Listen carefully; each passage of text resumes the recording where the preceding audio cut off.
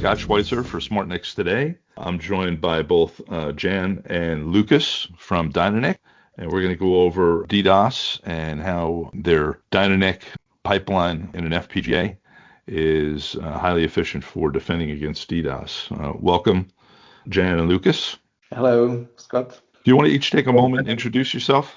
Maybe very shortly. My name is Jan Korenek. I'm a Chief Strategic Officer in DYNANIC, who is responsible with the strategic for the product, and I have a pretty huge experience in network packet processing and the network security field, more than 20 years. And together with me is here Lukáš. Lukáš, can you introduce yourself? Yeah, thank you for having us, Scott. I'm Lukáš Kekely. I'm the Chief Technical Officer of DYNANIC company, and I have also a long experience with FPGA acceleration, mainly in the area of network processing and high-speed packet handling. Why don't we just jump right into it, and either one of you can pick this off. How do you guys differentiate a DDoS attack from the more traditional attack some folks will use when attacking a domain? Okay, so when we look at the standard attack tries to get some, let's say, data to breach some security layers and so on. It's typically from the single server, from the single point on the network, and it's focused on the higher layers, on the application layers. When we compare it to the DDoS is an attack on the infrastructure to deny the service, the accessibility to some service on the network. Yeah, so DDoS attack is from many sources. So if you want to protect against the DDoS attacks, you have to need any high performance tool that is able to stop the attack from many sources. So the DDoS is much more difficult to protect. As you mentioned, with the single level attacks, they're higher level attacks by a single attacker, right? Are we seeing a little bit more of that nowadays, kind of wrapped into the DDoS attacks where they're attacking at the application level as well? I think that we can see both. We can see application layers, we can see also DDoS attacks, but for the DDoS attack, it's as I mentioned, very difficult to protect because you need a high performance and very powerful tools, which is difficult to somehow filter. Yeah. What's the more traditional method for handling this filtering, of an attack or defending against the attack? Okay, so against the DDoS attack, you can use over provisioning. So you can use many servers instead of and you can use high-speed links to avoid this type of the attacks. So this is one possible solution, but it's very expensive. So it's better to have some special tools for the filtering. And for the filtering, typically you need some kind of the firewalls. But if you have a firewalls and you have many sources of the attack, you need to change the file. You need to support to protect against many IP addresses from many sources, and this is typically difficult. So you need very high-speed firewalls, and if there is a changing in the sources over the time, you need to also change the filtering mechanism for the filtering. So this is another way how to protect. And also there are scrubbing centers, special devices where you can send your traffic to mitigate the DDoS attack. But these scrubbing centers need to be very powerful, and also they take some latency into the transfer of the traffic, because you need to route all the traffic to the scrubbing center. When it comes down to the actual underlying technologies that you can use, either in your own defense of a DDoS attack or even at the scrubbing centers, we've got two different approaches to this, right? You can use traditional ASIC-based NICs, like ConnectX, or you could use FPGA-based NICs. How do you see those two as offering different performance? Yeah. For the standard NICs, the issue is that you are able to filter on these NICs only using fixed rules that are in the ASICs. But you cannot evolve this filtering mechanism over the time, so you cannot adjust the filtering. And this is a big issue because when the cyber attacks are evolving, you need to change the filtering mechanism over the time. So what is missing here in this type of devices is flexibility. And in that, if there is a need for the flexibility, you need to send all the traffic to software and provide filtering on the software, which is then limited by the speed of the CPU, by the performance of the CPU. So in that case, you have a limited performance. So this is a limitation of the standard ASIC-based NICs. If you use a NIC which has an ARM core on the SmartNIC, in that case, you can offload some processing on the ARM cores on the SmartNIC. But these ARM cores are also limited in the speeds. Typically, one core is able to process 3 million packets per second. So for the 100 gig links, where is the maximal packet counts per second 160, it's not enough. You need a very huge amount of the CPU cores, which is not typically available on the SmartNICs. And if you have a more complicated rules that is needed on the SmartNIC filter, you spend also much more time on the CPU cores. You have less performance and less amount of packets per second per core. So you're saying if the rules become more complex, that 3 million packets per second actually goes down? Yeah, exactly. So it drops the performance if there is a much complex filtering mechanism. Lucas, do you have anything to add to this? Totally agree with Jan.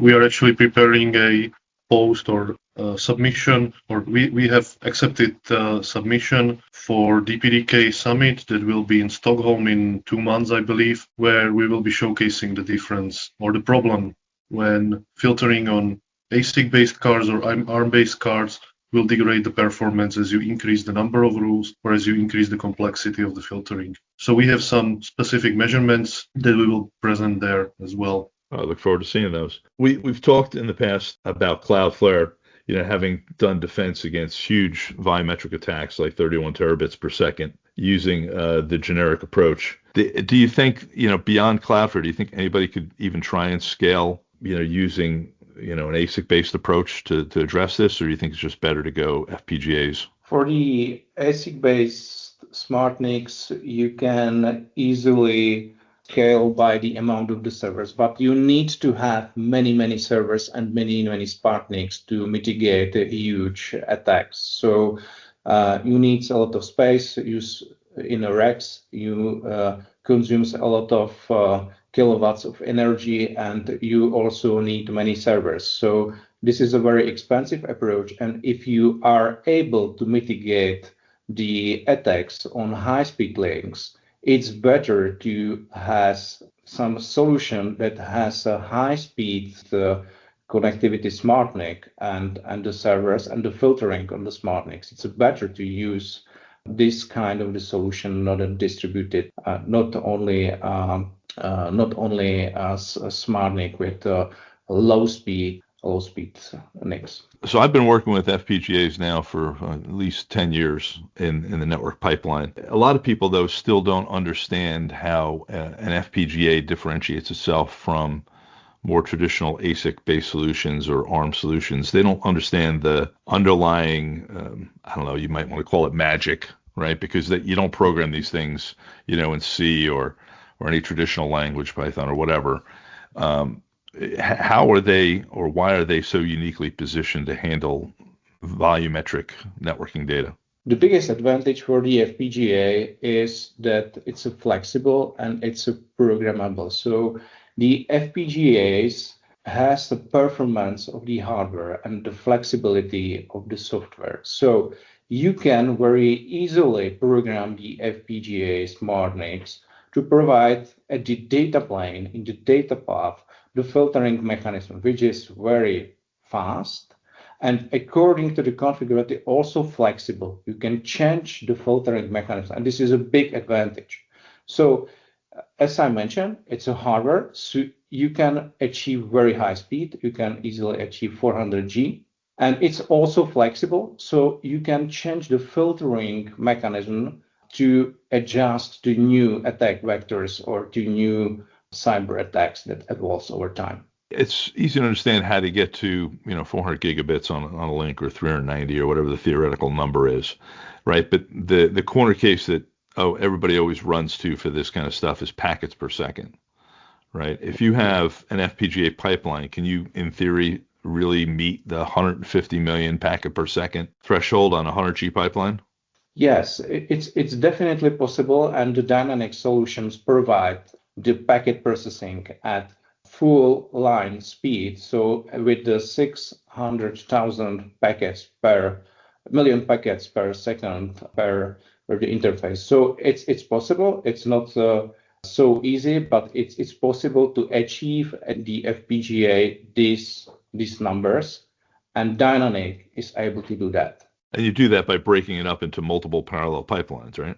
We have a unique solution. Maybe Lucas can describe it a little better way, but we have not a single pipeline which is a deep, but we have also a next level of the parallelism that is a vertical to the deep pipeline to achieve very high speed. So it is a unique technology that is able to scale the throughput, not only by the frequency, but also by the design pattern, which utilize the parallel nature of the FPGA. Now, as these attacks evolve and the threat vectors change, how does AI fit into this for detecting these changing attacks, right? Because we know about the 24 or so that have been around forever, right? But there are newer classes of attacks that attack at the higher layers. How do you detect that using AI? The AI is changing everything, and is also a big change in network security,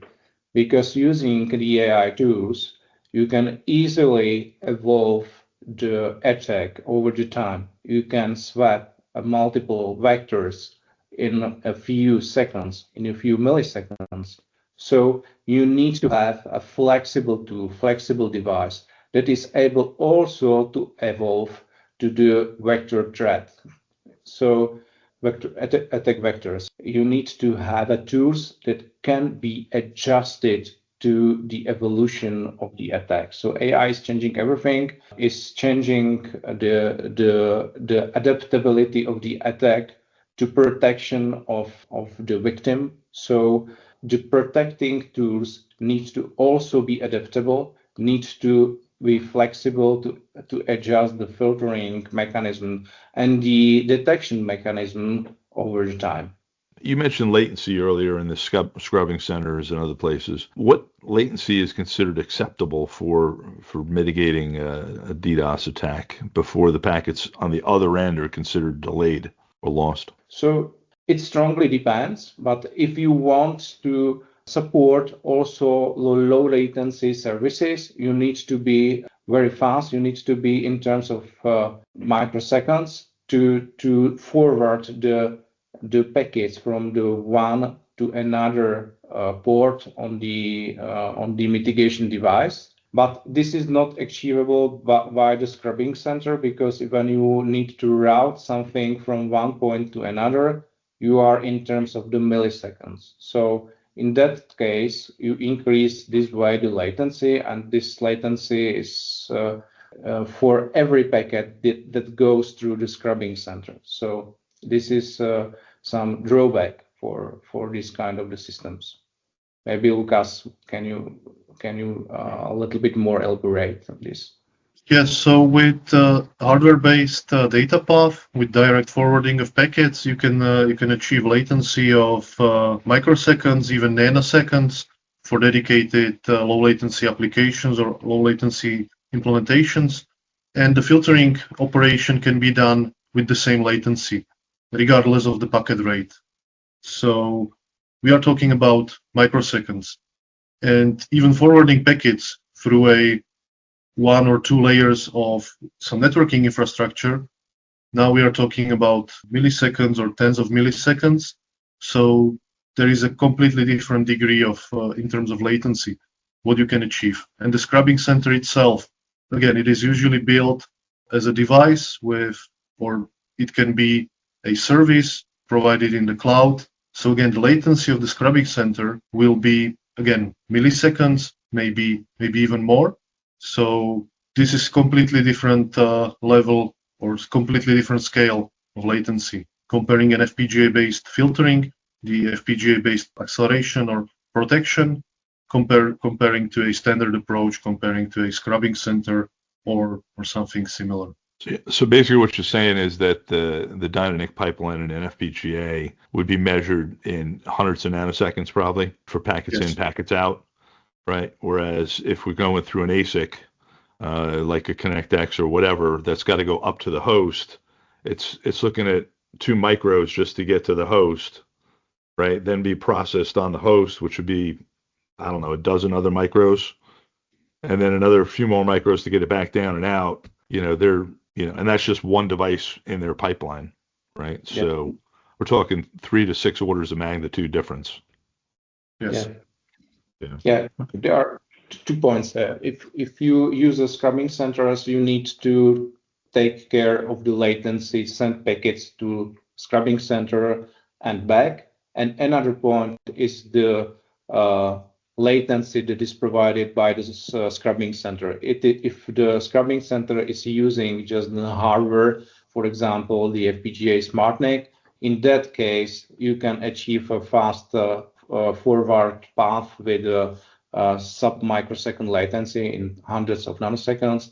If you need to send the packets to the software, which is typical for ASIC-based SmartNICs, you will need to count with the latency in terms of microseconds for the PCI Express transfer. And also, if there are some buffers at the software side there, and you have several, let's say, tasks that are switched, the latency can be increased not only to tens of microseconds, but also to milliseconds, also in the software processing. Yeah.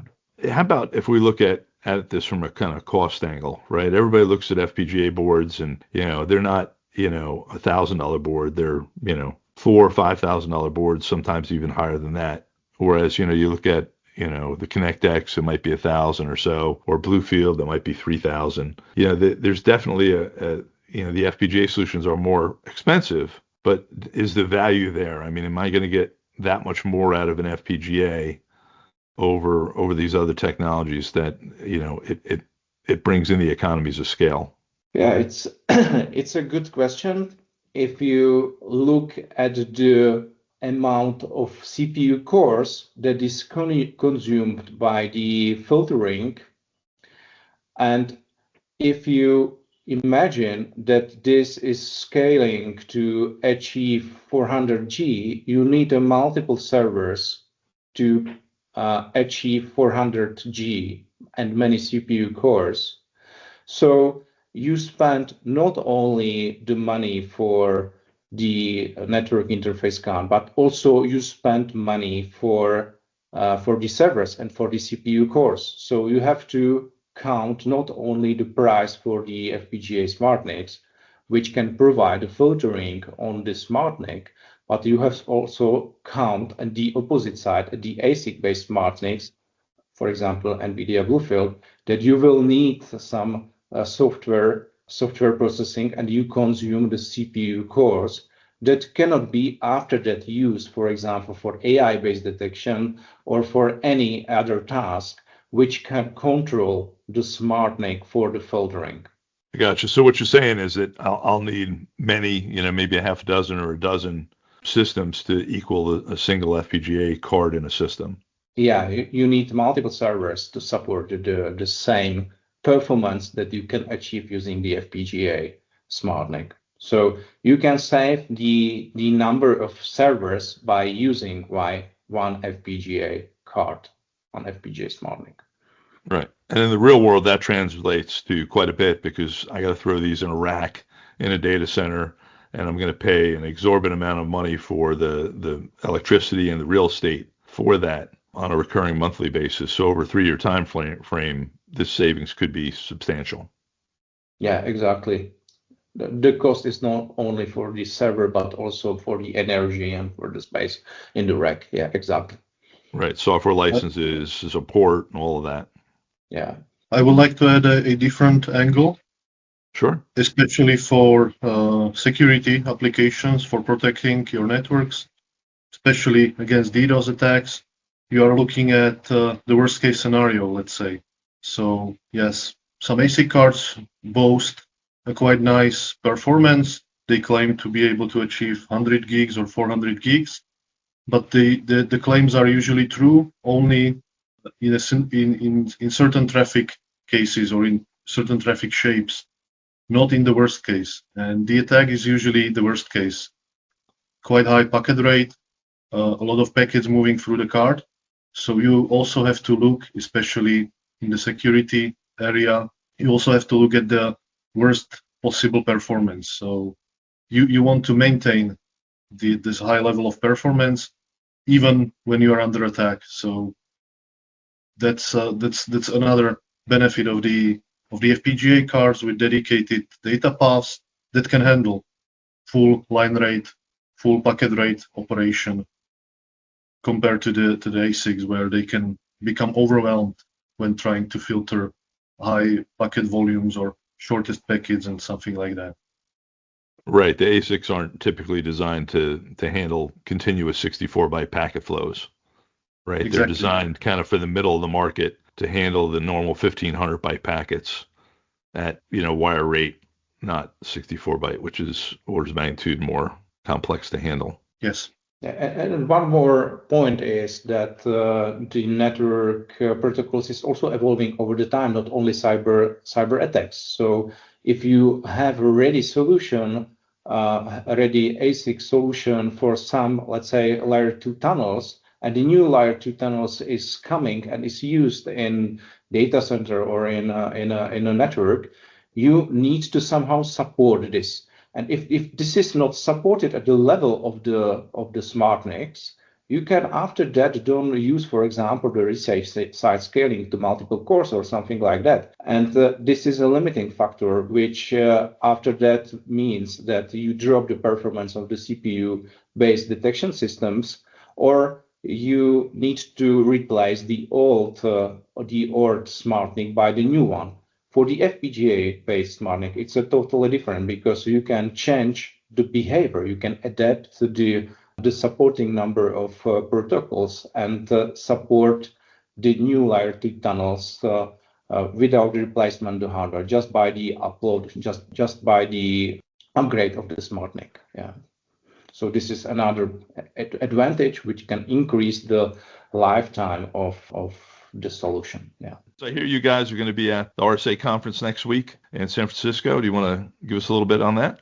Thank you for noticing. We will be at the RSA conference next week. So at the end of March, we'll be in San Francisco. So if you want to learn more about the DDoS and how the FPGA SmartNICs can help in protecting your networks against DDoS attacks, come stop by our stand, or send us a message and we can organize a meeting and discuss more in person. I heard you guys are going to be having a demo at the show. We'll be exactly demonstrating a DDoS protection on 400 gigabit Ethernet card with FPGA-based filtering. So we'll be showcasing that we can indeed filter all the packets, all the attacking traffic at this kind of performance in a single machine, in the single FPGA card. That's outstanding. I wish you guys have a great show. Well, I want to thank both of you for your time today, Lukas and Jan. It's been great having you. I wish you great success with DYNANIC's DDoS defense solution. Thank you very much, Scott. It was a pleasure. Thank you, Scott. Thanks, guys.